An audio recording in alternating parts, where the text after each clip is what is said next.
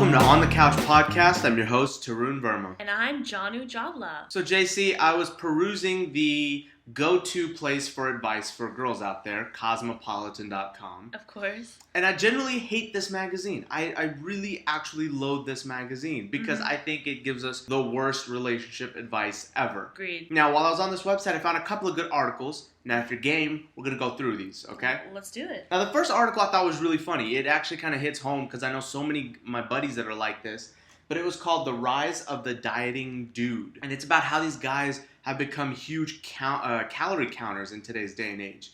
We'll watch their diets, the big CrossFit and paleo fads going on, and how women are complaining about it's worse than they're moaning and bitching and crying about like dieting and stuff. Their boyfriends are more extreme than them. I thought that was really interesting. What are your experiences with this? I think that it is getting out of hand. I think all the men out there need to just take a deep breath and relax and not worry about, and leave the worrying about calories and diets and food and salads to the women. I know that sounds sexist. I'm usually all for women's empowerment and equality and all that, but this is just an area that it's really weird to me. I think guys are meant to have the little steak and potatoes type of thing. Which was interesting because the article had two different things they talked about. They talked about the physical aspect and then the psychological aspect. And they said psychologically, guys are more insecure as a race, as being the male species today more than ever. Because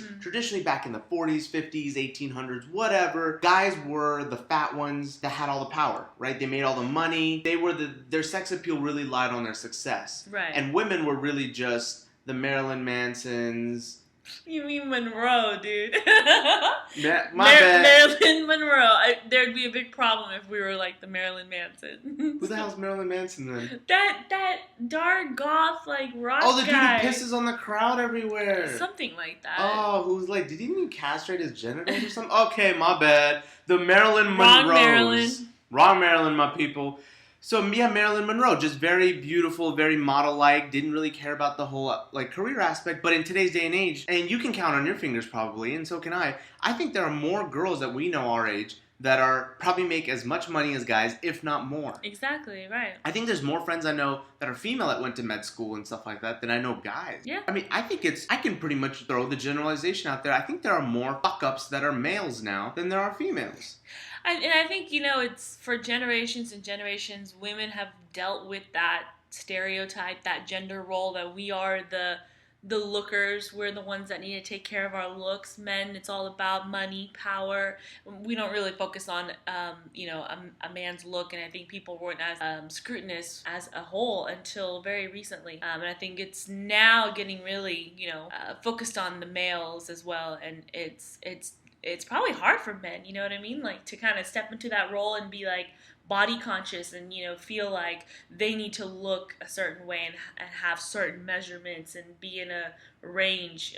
That's kind of a new thing for men, I think, in our culture. Yeah, I mean, especially now, like, but, now that most guys do put more importance on their self-esteem coming from their looks rather than their success and their money and all that, that has led to a lot of interesting things out there. I mean, yeah, the ultimate hooker, the hook, line, sinker for a girl is when a guy is, Channing Tatum who makes lots of money and yet has the pecs and the six-pack and all that. But most women now, because they make really good money, are okay with a guy who just looks good and he could just maybe have an average job now. Yeah. I know so many girls that are like that. They make six figures and they don't care that their guy makes $40,000-$50,000 as long as he's got the pecs and the six-pack and he looks like Matthew McConaughey. Agreed. I mean, there's so many more different opportunities for men now. They don't have to just be in one kind of profession or one or two different kind of professions making the same kind of money. I mean, you have relationships where women make more and they have quote unquote, they wear the pants in the relationship. So does that mean all types of gender roles are changing? Does that mean that men need to keep it tight and keep it right just as much as a stay-at-home mom would? Like a stay-at-home dad, does he need to work out and keep pretty and get his nails and get his manicure pedicure on, stuff like that? Maybe things are changing. I, however, think that is a small minority. I mean, I think for the generally, I feel like men still need to be the ones that are worried about bringing home the bacon, the money, the power, and leave the good looks and the. And I'm not saying men need to get sloppy. I'm saying the counting the calories. I mean, when you first start dating someone, it's all about going out, going to bars, going. That's true. I noticed myself gaining a lot of weight. Exactly. Because you don't really home cook, and you don't home cook good food. Everyone gains weight. You know, everyone talks about the little bit of weight you gain when you get married because you're new marriage, you're eating out every day on a whim. Same with the beginning of a relationship. You know, you need to have that spontaneity, and it's one thing if a woman is not, you know, eating the fried chicken tenders at 2 a.m. But if a man is like, oh, babe, I can't go out. I don't eat past 9 p.m. I think they said that in the article. That's like a buzzkill. That's like what the girls should be saying. That's funny because, yeah, you're right. When people get married, they tend to gain some weight. It's kind of like the freshman 15 all over again. Yeah, you gotta call it something else. It's like the relationship 15 or something, or the couple bump that you get. Yeah, and I think, you know, it's cool. Like, everyone needs to be healthy. We all need to live a life of balance. If we go out 3 nights in a row and we're eating nasty food at 2 a.m., maybe for the next 4 days, you know, we should tone it down a bit, eat some salads, eat at home. It's all about balance. But if right off the bat, a guy is telling me he can't go out with me at a certain, you know, time of day because, oh, he has to, you know, eat dinner by 7:30, you know, kind of kills the spontaneity and our ability to do things on a whim. It just kills the romance. It does, because I'm very health conscious. I'm very workout conscious. I take all the supplements and all that. I'm caught up in that whole craze. So I definitely get it. And I know eating out kind of throws my whole day off, because one bad meal, if you understand calories at all, one bad meal, one little splurge in the middle of the day will F up your whole day as far as your food goes. So I get that. And then 2, the food you got to eat when you're eating healthy is not fun. It's not. You're eating boiled eggs, you're eating bland chicken. It's raw protein sources, very bland. The vegetables can't really be salted and peppered much. And it's just very, very boring. It's not something you can do as a couple. Like, hey, babe, let me boil your bland chicken and let's eat it together. So much of our culture is based around food. You know, even the non-foodies out there, they have to admit, so much of our culture, our socializing is based around drinks, like happy hours, lunches, brunches, dinners. People health conscious can't do happy hours. Yeah. Happy hours are a huge. What's the opposite of a gut buster? A gut creator, blow upper, maker, a gut maker. That's a huge. That will mess up your whole week. Yeah. Is the happy hours. But that's so crucial for our social life, especially if you're a young single person in a big city. Happy hours are a must. They are. I agree. And, you know, if you're going to get into counting calories and regimented, you know, eating and drinking, I get that. That's something that you should not feel like you have to sacrifice a lifestyle you truly, wholeheartedly believe in and are committed to just for a person. I'm saying that it's about balance. I mean, be a little laid back. Don't be that guy that's telling me I can't eat something at a date when it's like, come on, dude, we're on a date. Come on, like, don't.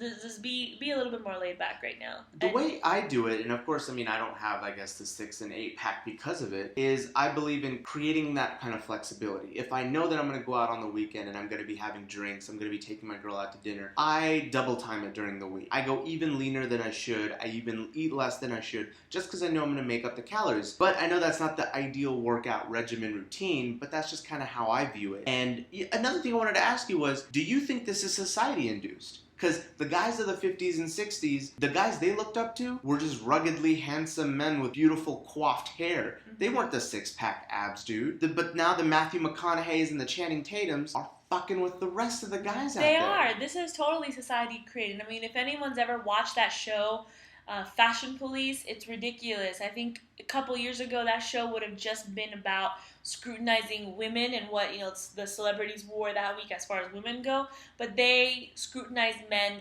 just as much. I mean, we have more magazines, we have more websites, more blogs, more channels, more time to just discuss bodies and our body conscious culture. And it's natural that we are now obsessed about how men look and their 6-packs. I mean, I could not stop hearing the end of Channing Tatum's body, you know, for so long. You know, it's like 6-pack, oh my god, his 6-pack. And we have People magazine who does these, probably their only highest selling issue of the year is the hottest man alive and the most beautiful person of the year, all that stuff. Hottest man alive. There's an entire issue of People magazine dedicated to hottest man alive. Come on. I think we are, as a culture, we are more body conscious, and we're shifting over to men as well. So we covered that one aspect. The other side was the physical. That men tend to get tunnel vision on something. When guys get obsessed with video games, they're hardcore video games, and a girl can't tear them apart. Same thing with this whole fad trend nowadays. I know so many of these guys my buddies that are CrossFit junkies, can't get enough of it. They will sacrifice any and all free time with their family, their friends, to just work out. And then, of course, like the different fads out there for diets, like paleo diet and this and that, they get really extreme on it. I mean, as someone who does do the working out thing, I think it's very admirable that they can stick to the regimens. I mean, when you're talking about just eating nuts and chicken all day, that's a rough one. Yeah. I mean, you don't want a cookie at least once in the day. Yeah. You don't want some sugar. You want an M&M, just one. Can't even have one M&M. But like, I have to applaud them for that. But a lot of people, again,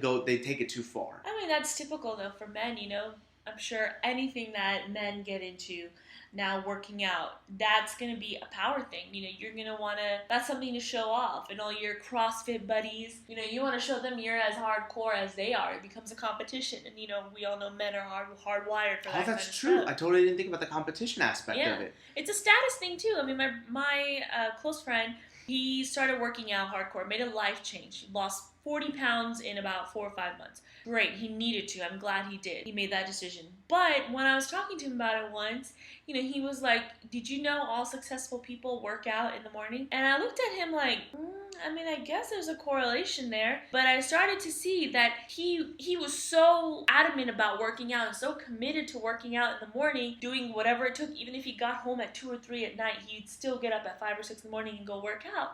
And it kind of became like a status thing. Like, I got to show off that, you know, I work out. I got to tell, you know, go to work and tell all my work buddies, yeah, man, I did CrossFit this morning and I did my workout. He became the CrossFit guy, you know, at work. So it became kind of like a badge of honor / way to show off. So what you're telling me is that the CrossFit is like being on the football team in high school. Exactly. It's what the cool kids do. Exactly. The good-looking, strong guys, that's the club they join. Exactly. And, Huh. and the guys that sit there at their computer all day, you know, with a little bit of belly, they probably look up to a guy like that. Like, wow, he used to be one of us, and now he works out every day. Wow, they kind of start idealizing him, I bet. So yeah, it is very much like the football player syndrome. I mean, I know it fueled me. Like, when I used to go to the gym out in the suburbs, I was one of the more cut guys there, and I was like, oh, this is cool. I used to kind of walk around with my chest high, like, yeah, I can lift more than you. What, bitch? Exactly. But then when I started, when I moved to Uptown in Dallas here, and I started going to the gyms here, there are beautiful people left and right. There are no chunkies. There are no monkeys. It's all cut, ripped dudes. The girls are ripped. And now, all of a sudden, I was the bottom of the barrel of this place. Yeah. And I started to feel bad. And you're right. The one thing that fueled me, I want to get bigger than the guy next to me. I want to be the guy that other people look at in the gym and go, damn, that guy's fit. What does he do? Exactly. I want to do what he does. And it's crazy because men have to work far harder. I mean, the kind of standards being imposed on men now are far harder than the standards imposed on a woman. A woman just needs to be fit, you know? And a man is expected to be Channing Tatum, whose sole job it is to look that way. I mean, he has a team of people helping him 24/7, work out multiple times a day, probably eat like a bird, and he looks like that. And men have to live up to his standard, and it's just, they have it harder than women, I believe. That's actually a good point, because a woman, and I mean, we'll go into the specifics of like the plastic surgery and stuff later, your sole job is, just like you said, to be fit. But what constitutes a gorgeous man? I mean, yeah, there's a guy who has a good-looking face. You know, then you're like, man, that guy's a good-looking guy. But a gorgeous man is one that's got six-packs and pecs. Yeah. Not just, hey, I'm slim, I'm less than 2% body fat. It's, I have this chiseled tone arms that were probably made by God himself, who chiseled it into stone, and a six-pack and abs. And that is so hard to attain. I've been striving for years to get there, and I can't, because I love to eat and I try to control my weight and all that, but it is very, very difficult. Women don't need to count their calories as hard as guys do if they want to attain that sexiness. That's it. Either you're that Channing Tatum chiseledness, and anything short of that just isn't hot, though. It's just fit. Yeah. And fit isn't sexy enough when you're a competitive guy out there. If you're an alpha male, just being fit isn't enough. you need to be more chiseled than the guy next to you. Yeah. Wow. I agree. Revelation in this motherfucker. It's like Revelation. if you see a guy that almost quite, maybe he has like a 2-pack, you kind of see there's some definition there.